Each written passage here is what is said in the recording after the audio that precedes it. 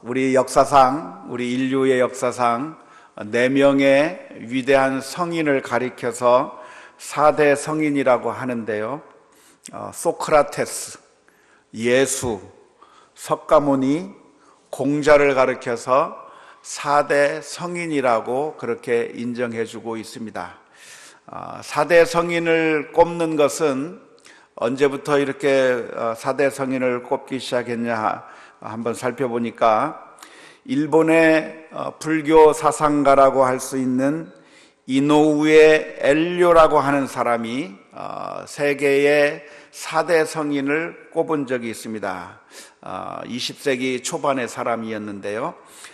그 사람이 그 4대 성인을 꼽으면서 소크라테스, 칸트, 석가모니, 공자를 세계의 4대 성인이라 그렇게 꼽았는데, 나중에 그 사람보다 뒤에 있었던 와츠지 데츠로라고 하는 윤리 사상가가 칸트 대신에 예수님을 집어넣어서 4대 성인으로 이렇게 이야기했다고 하는 그런 말이 있습니다. 뿐만 아니라 독일의 철학자였던 칼 야스퍼스라고 하는 사람이 위대한 사상가들로 4명을 꼽을 때 이렇게 4사람을 꼽았습니다. 소크라테스, 예수, 석가모니, 공자는 이 세상의 위대한 4명의 성인들이라 그렇게 소개를 해준 것인데, 불신자들이 예수님에 대해서 위대한 사상가 혹은 위대한 성인이라고 4명의 성인 가운데 한 사람이라고 집어넣어주는 것은 나름대로 불신자들이 예수님에 대해서 많이 높게 쳐준, 많이 인정해 준 것이라고 말할 수가 있을 것입니다. 오늘날에도 텔레비전을 보면 자주 나오는 불교의 유명한 스님이 한 분 계신데, 그 유명한 스님은 증문즉설을 하면서 사람들로부터 질문을 듣고 대답을 할 때 불경을 통해서만 대답을 해주는 것이 아니라 예수님의 말씀을 가지고서 대답해 주어서 정말 참 재미있게 많은 사람들이 보는 그런 프로그램이 있는데요. 그때마다 늘 하는 이야기가 뭐냐면 예수님의 말씀에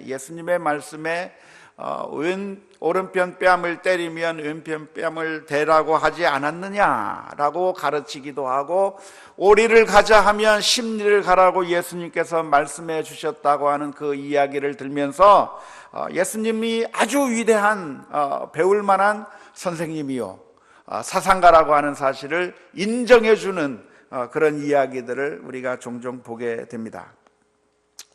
하지만 이 사람들이 예수님을 4대 성인으로, 4대 성인 가운데 한 사람으로 인정해 주거나 또한 여러 가지 가르침을 할 때 예수님의 말씀을 들어서 그 이야기를 하는 이유가 있다고 한다면, 예수님의 그 모습들 가운데서 예수님께서 가르쳐 주셨던 그런 윤리적인 말씀 때문에 사람들은 예수님을 아주 인정해 주는 겁니다.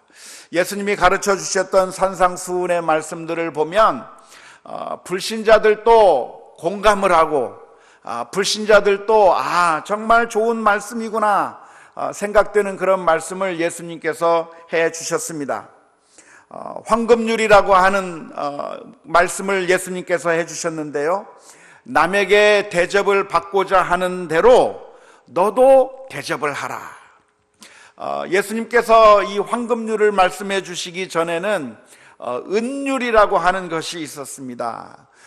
은율이 무엇이냐면, 다른 사람들이 너에게 해주지 않기를 바라는 대로 너도 다른 사람에게 그렇게 하지 말아라라고 하는 그런 부정적인 표현을 써서 했던 말이 은율이라고 한다면, 예수님께서는 황금률을 말씀하시면서 남에게 대접받기를 원하는 대로 너도 먼저 대접하라고 그렇게 예수님께서 가르쳐 주셨는데, 그 말씀을 들을 때 우리 성도님들 뿐만 아니라 불신자들도 그 말이 참 맞는 말이구나, 모두가 다 동감을 하는 그런 예수님의 귀한 말씀이 되고 있습니다. 뿐만 아니라 예수님께서는 이렇게 말씀해 주셨습니다. 눈에는 눈, 이에는 이라고 하는 것을 너희가 들었으나 나는 너희에게 말하노니 원수를 사랑하라. 원수를 갚지 말고 원수를 사랑하라고 하는 그 말씀을 들을 때 수많은 사람들이 그 예수님의 말씀에 감동을 하게 됩니다.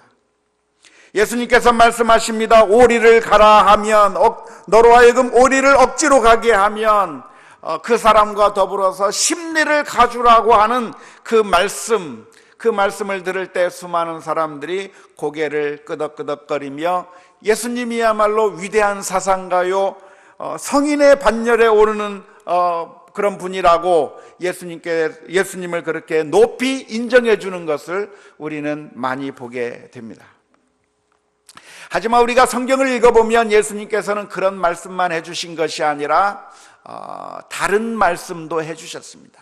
오늘 특별히 우리가 요한복음 8장의 말씀을 읽었는데, 요한복음 8장의 말씀을 보면 여기에 예수님께서는 아주 놀라운 자기 주장을 하고 있는 모습을 보게 됩니다. 21절 말씀을 보니까 예수님께서 이렇게 말씀해 주셨습니다. 다시 이르시되 내가 가리니 너희가 나를 찾다가 너희 죄 가운데서 죽겠고 내가 가는 곳에는 너희가 오지 못하리라. 이 세상 사람들과 예수님은 차원이 다르다는 겁니다. 이 세상 사람들은 그저 죄 가운데서 죽을 수밖에 없는 운명이지만 예수님께서 가는 그곳은 사람들이 올 수 없는 그 아주 정말 사람들이 감히 범접할 수 없는 그곳을 향해서 예수님께서 갈 수 있는 것이고, 예수님은 보통 일반 사람들과 다른 존재라고 하는 사실을 21절 말씀 가운데서 예수님께서 해 주셨습니다. 뿐만 아니라 23절 말씀을 보면 예수님께서 이렇게 또 말씀해 주십니다. 예수께서 이르시되 너희는 아래서 났고 나는 위에서 났으며 너희는 이 세상에 속하였고 나는 이 세상에 속하지 아니하였느니라. 만일 우리 가운데 누가 이런 이야기를 하면 여러분들 어떻게 생각하시겠습니까? 정말 깜짝 놀라겠죠. 도대체 이 사람이 어떤 사람이기에 이런 말을 하는가, 정말 의아하게 생각하게 될 것입니다. 그런데 예수님께서는 그 당시 수많은 사람들을 향해서 말씀하시기를, 여러분들은 이 아래서 났지만 나는 저 위에서부터 난 사람이라. 여러분들은 이 세상에 속했지만 나는 이 세상에 속하지 아니하였다고 담대하게 예수님께서 말씀해 주셨습니다. 24절 말씀에도 보면 예수님께서 이렇게 말씀해 주셨습니다. 그러므로 내가 너희에게 말하기를 너희가 죄 가운데서 죽으리라 하였노라. 너희가 만일 내가 그인 줄 믿지 아니하면 너희 죄 가운데서 죽으리라. 당신들은 곧 죄로 말미암아 죽게 되어 있는데 나를 믿으면 죄 가운데서 죽지 아니할 것이다. 나를 믿는다고 하면 죽지 아니할 것이지만 나를 믿지 않는다면 여러분들은 죽을 수밖에 없다고 하는 아주 정말 담대한 주장을 예수님께서 하고 있는 모습을 오늘 우리가 성경 말씀 가운데서 함께 읽었습니다. 오늘 읽은 이 구절의 말씀뿐만 아니라 성경 이곳저곳을 살펴보면 예수님께서는 아주 놀라운 주장을 하고 계시는 것을 알 수가 있습니다. 요한복음 11장 25절 26절 말씀에 보면 이렇게 기록하셨습니다. 예수께서 이르시되 나는 부활이요 생명이니 나를 믿는 자는 죽어도 살겠고 무릇 살아서 나를 믿는 자는 영원히 죽지 아니하리니 이것을 내가 믿느냐 그랬어요. 예수님께서는 그 당시 유대인들을 향해서 나는 부활이요 생명이기 때문에 나를 믿으면 죽지 않을 것이라 말씀해 주시고 살아서 믿는 자는 영원히 죽지 않을 것이라고 하는 놀라운 주장을 예수님께서 해 주신 것입니다. 뿐만 아니라 요한복음 4장 13절 14절 말씀에 보면 사마리아 수가성 여인을 향해서 이렇게 말씀해 주셨습니다. 예수께서 대답하여 이르시되 이 물을 마시는 자마다 다시 목마르려니와 내가 주는 물을 마시는 자는 영원히 목마르지 아니하리니 내가 주는 물은 그 속에서 영생하도록 솟아나는 샘물이 되리라. 이 세상이 주는 물이 아니라 내가 주는 물을 마시는 자는 영원히 목마르지 아니할 것이라고 하는 이런 담대한 말씀을 예수님께서 해 주셨다고 하는 사실입니다. C.S. 루이스라고 하는 영국의 문필가요, 나니아 연대기라고 하는 그런 판타지 소설을 쓴 그 C.S. 루이스는 순전한 기독교라고 하는 책에서 이런 말을 했습니다. 예수님은 누구신가? 예수님은 당신들이 위대한 도덕 선생님, 훌륭한 선생님이라고만 생각하고 있는데 예수님은 이런 좋은 이야기만 한 것이 아니라 이런 아주 놀라운 주장을 한 분이라고 말하면서 이런 주장을 할 수 있는 분이 누구신가? 그것은 예수님이 정말로 하나님의 아들이라고 믿든지, 아니면 이 말을 하는 사람은 사기꾼이든지, 아니면 정신병자, 이 셋 중에 하나라고 말할 수 있는 것이지 훌륭한 도덕 선생이라고 말할 수는 없다고 이야기를 했습니다. 예수님께서 산상수훈만 말씀하셨다고 한다면 예수님이 훌륭한 도덕 선생님이라고 말씀할 수 있겠지만, 예수님께서는 그런 산상수훈을 말씀하셨을 뿐만 아니라 성경 여기저기에서 말씀하시기를 나는 하나님의 아들이라, 나는 위에서부터 왔다, 나를 믿는 자는 나는 부활이요 생명이기 때문에 나를 믿으면 구원을 얻을 것이고 나를 믿으면 죄 가운데서 죽지 아니할 거라고 말씀하고 있는 이 예수님은 정말로 예수님께서 주장하신 것처럼 하나님의 아들이 맞기 때문에 그렇게 주장을 하시든지, 아니면 사기꾼이기 때문에 하나님의 아들이라고 사기를 치는 것인지, 아니면 미쳤기 때문에, 정신병자이기 때문에 이런 말을 했을 가능성이 있는 것이지, 나는 하나님의 아들이라고 주장하는 사람을 훌륭한 도덕 선생이라고 말할 수는 없는 것이라고 이야기를 했습니다. 따라서 우리는 예수님을 하나님의 아들 메시아로 영접하거나 아니면 사기꾼이나 미친 사람 취급해 버리든지 이 셋 가운데 하나를 선택해야만 한다고 우리가 이해할 수가 있을 것입니다. 예수님께서는 만일 정말 산상수훈의 말씀만 해주셨다고 한다면 모든 사람들이 다 환영하고 예수님은 정말 훌륭한 분이구나 그렇게 생각을 했을 것인데, 예수님께서는 왜 이런 어마어마한 주장을 하고 계신 이유가 무엇이겠습니까? 예수님은 위에서부터 오신 분이요 하나님의 아들이요, 나를 믿지 아니하면 죽을 것이고 죄 가운데 죽을 것이나 나를 믿는 자는 죽어도 살 것이라고 말씀해 주시는 그 이유가 무엇입니까? 그것은 예수님께서 이 세상에 오신 것은 정말 하나님의 아들로 오셨기 때문에 그렇습니다. 믿습니까? 예수님께서 이 세상에 오신 이유가 단순히 우리들에게 도덕적인 그런 원리만을 가르치고 우리가 어떻게 이 세상에서 살아가야 할 것만 가르쳤다고 한다면 너무나도 아쉬울 것입니다. 왜냐하면 우리들의 문제라고 하는 것은, 우리들의 문제는 모르는 것이 문제가 아니에요. 그렇지 않습니까? 우리의 문제는, 물론 소크라테스는 말하기를 모르는 것이 죄라고 소크라테스는 이야기하겠지만, 사실 우리들의 문제는 모르는 것이 문제가 아닙니다. 우리들은 다 정답을 다 알고 있어요. 대부분의 사람들이 다 정답을 알고 있는데 문제가 어디에 있습니까? 그것을 실천할 수 없다고 하는데 문제가 있습니다. 성경 말씀에 원수를 사랑하라고 말씀해 주셨어요. 원수 하라고 하는 그 말씀, 감동적인 말씀이 맞죠? 감동적인 말씀입니다. 오른편 뺨을 때리면 왼편을 대라, 왼편 뺨을 대라. 감동적인 말씀입니다. 오리를 가라 하면 십리를 가주라고 하는 그 예수님의 말씀, 감동적인 말씀입니다. 원수를 사랑하라고 하는 그 말은 너무나도 감동적인 말이지만, 그런데 우리가 정작 원수를 사랑할 수 있습니까? 정말 원수를 사랑할 수 있으십니까? C.S. 루이스가 한 말이 무슨 말을 했냐면, 원수를 사랑하라고 하는 이 말은 너무나도 멋진 말이다.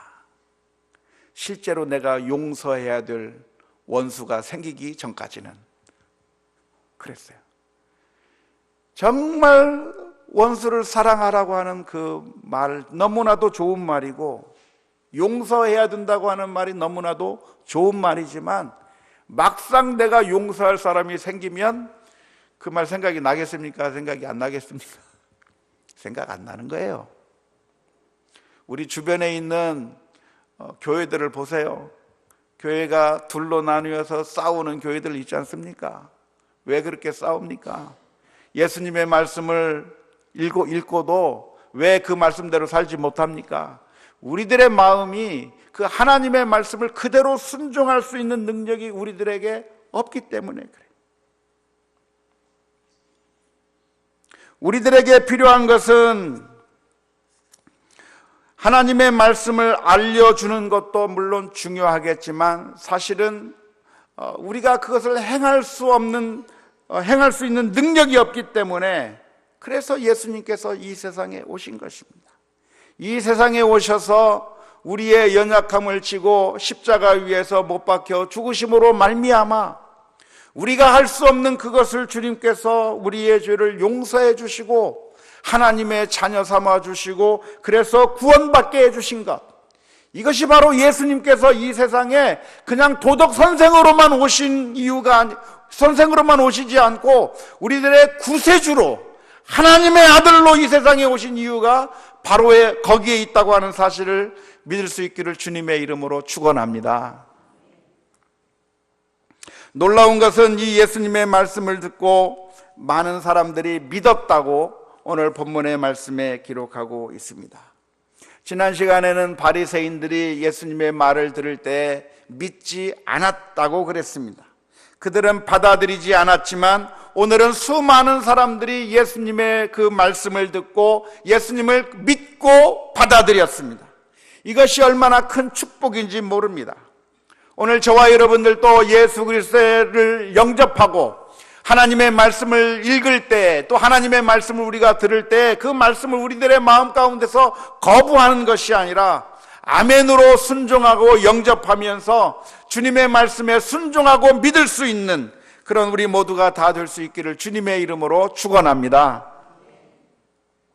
물론 우리가 아무거나 다 믿어야 할 것은 아닐 것이고, 사실 이 세상에는 믿지 말아야 될 것이 너무나도 많이 있지만, 그러나 우리는 하나님의 말씀은 믿어야 하는 것이고, 예수님은 우리들의 구세주로 영접하는 것이 필요하다고 하는 사실을 기억해야 할 것입니다. 이스라엘 민족들은 하나님의 말씀을 들었을 때 그 말씀을 믿지 않고 우상을 섬기는 길로 나갔습니다. 우리들도 오늘날 예수님을 믿고 영접하고 하나님의 말씀에 순종하면서 살기보다는 이 세상의 것들을 의지하고 돈을 믿고 권력을 의지하고 이 세상의 힘을 믿고 거기에 의존해서 살려고 하는 어리석음이 우리들에게 얼마나 많은지 모릅니다. 따라서 오늘 이 시간에 우리들이 기도할 제목이 있다고 한다면, 하나님, 우리들의 마음을 주님께서 변화시켜 주셔서 주님을 영접하게 하시고 하나님의 말씀대로 순종하게 하시고, 하나님의 말씀을 들을 때 그 말씀을 전적으로 받아들일 수 있는 믿음의 결단을 할 수 있게 해달라고 기도하며 나간 우리 모두가 다 될 수 있기를 주님의 이름으로 축원합니다. 우리가 하나님의 말씀을 받아들일 수 있는 것은 전적으로 하나님의 은혜라고 말할 수 있습니다. 사실 믿는다고 하는 것은 우리의 노력으로 되는 것이 아닙니다. 사실 예수님의 주장이라고 하는 것은 황당해 보이는 주장처럼 보입니다. 그래서 바리새인처럼 안 믿을 수도 있을 것입니다. 하지만 하나님께서는 그 수많은 사람들의 마음속에 역사해 주셔서 그들의 마음이 열리게 해주셨고, 그리고 예수님께서 그 말씀을 해주셨을 때 그 말씀을 받아들일 수 있도록 하나님께서 역사해 주셨습니다. 사실 우리가 믿는 복음이라고 하는 것은 세상 사람들이 바라볼 때는 너무나도 미련한 것처럼 보입니다. 2000년 전 저 유대 땅에서 십자가에 못 박혀 죽은 한 청년이 죄의 목을 지고서 반역죄라고 하는 그 죄목으로 십자가에 달린 그 예수님이 바로 우리를 위해서 죽으신 분이시요, 그분이 죽었을 뿐만 아니라 다시 살아나셨다고 하는 그 놀라운 이야기를 믿는다고 하는 것은 사실 쉬운 일이 아닙니다. 하지만 하나님의 은혜가 있어서 우리는 그 진리를 받아들이게 되었고, 그 말씀 가운데서 우리가 신앙생활 해나갈 수 있게 되겠는데, 우리들이 항상 기도해야 될 것이 있다고 한다면 그 믿음 가운데 우리가 날마다 나가야 될 것이고, 우리가 복음을 전할 때 그 복음이 능력 있게 전파되기 위해서, 하나님의 역사가 나타나기 위해서 날마다 기도하며 나아가야 될 줄로 믿습니다. 두 번째로 우리가 생각해 볼 것이 있다고 한다면 29절의 말씀입니다. 29절 말씀에 보면 예수님께서 이렇게 말씀해 주셨습니다. 나를 보내신 이가 나와 함께 하시도다. 나는 항상 그가 기뻐하시는 일을 행함으로 나를 혼자 두지 아니하셨느니라. 예수님께서는 하나님께서 항상 기뻐하시는 일을 행했기 때문에 하나님께서 주님과 항상 함께 하셨다고 말씀하고 있습니다.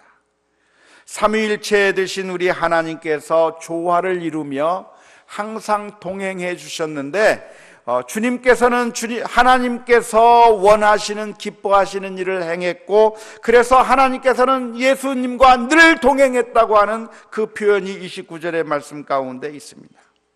이 말씀을 통해서 우리는 무엇을 깨달을 수 있습니까? 어떻게 하면 우리가 하나님과 항상 함께 할 수 있겠는가? 그 답이 있다고 한다면 우리가 하나님께서 기뻐하시는 일을 하게 될 때 하나님께서 우리와 함께 하실 것입니다. 만일 우리가 죄악의 길을 걸어가게 된다고 하면 그러면 하나님께서 우리와 함께 하지 않을 것입니다. 우리의 기도 가운데 왜 응답이 없습니까? 하나님께서 우리의 기도에 응답하지 않는 경우가 여러 가지가 있는데 그 중에 한 가지가 무엇입니까? 우리 가운데 죄가 있을 때 하나님께서 그 기도를 응답지 아니하신다고 말씀해 주셨습니다. 우리가 죄 가운데 있으면 하나님의 임재를 체험할 수가 없는 겁니다. 우리가 하나님의 임재의 능력을 체험하지 못하는 이유가 있다고 한다면 우리가 하나님의 말씀대로 살지 못하고 죄 가운데 걸어갈 때 하나님의 임재를 느낄 수가 없습니다. 성경의 영웅들은 어떻게 하나님과 동행할 수 있었는가? 순간순간마다 하나님께서 기뻐하시는 일들을 선택하면서 살았기 때문에 그렇습니다. 다니엘의 세 친구들은 어떻게 해서 주님과 동행할 수 있는 능력을 얻었습니까?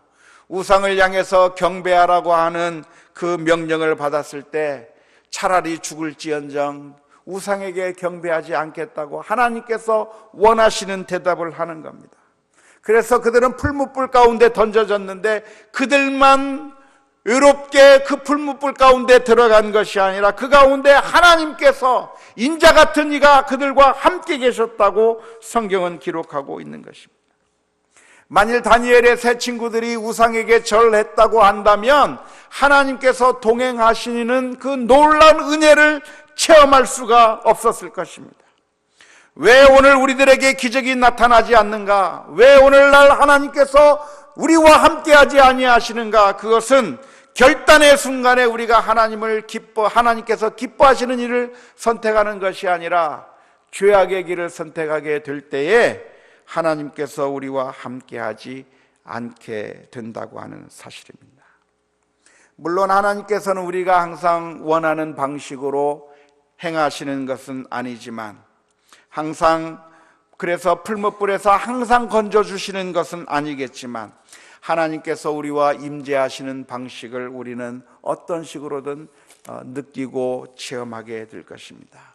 그래서 오늘 이 시간 우리가 함께 기도하며 나갈 때 하나님, 결단의 순간 가운데 하나님께서 기뻐하시는 일들을 결단하게 해 주옵소서.